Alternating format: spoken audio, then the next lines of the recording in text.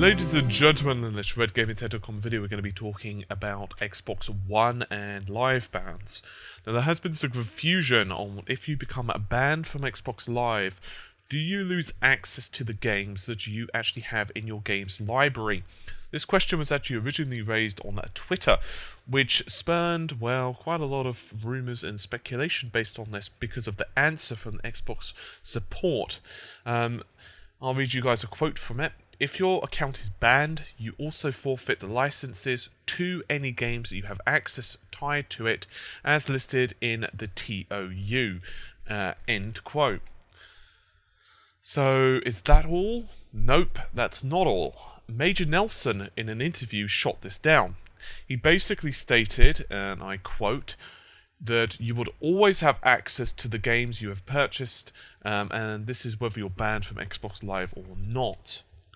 So, two conflicting answers. So, which one do you believe? Well, I'm more likely to believe Major Nelson because obviously his position within the company. But certainly, Twitter quotes like this are not good for Microsoft business. The problem is, as you guys are more than aware, good news travels a hell of a lot slower than bad news. Bad news just seems to stay over a company's head and keep shooting them with lightning bolts. Good news, on the other hand, seems to slowly blow in, and as soon as a bit of bad news comes along, the good weather just goes straight away. So Microsoft really do not need such responses on Twitter, and I'm hoping whoever actually wrote this and misinformed players gets a good talking to, because obviously it's not very good.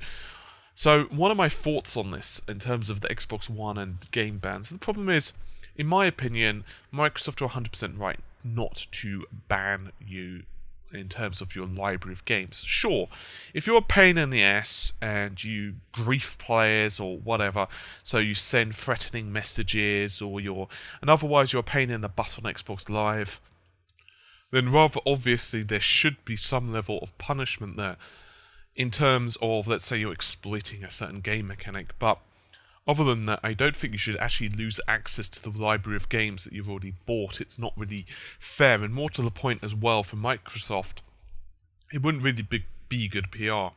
One of the concerns that many people have actually with the always-on requirement is quite simply that they are worried that they will lose their game library. And being banned was one of the concerns. Now, I know what you're going to say. You're going to argue, well, it's not exactly likely that you're going to be banned, especially if you don't do anything wrong.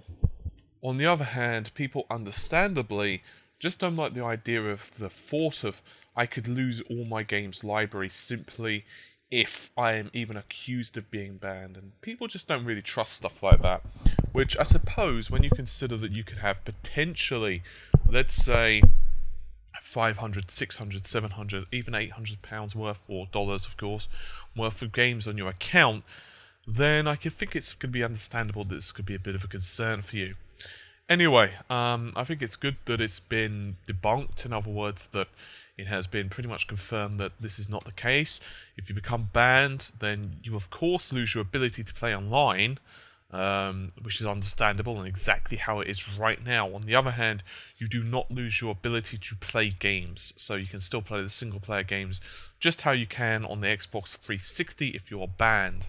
Anyway, I think that's just about it for this particular video. Hopefully you've enjoyed it, and I will see you soon. Take care, and bye for now.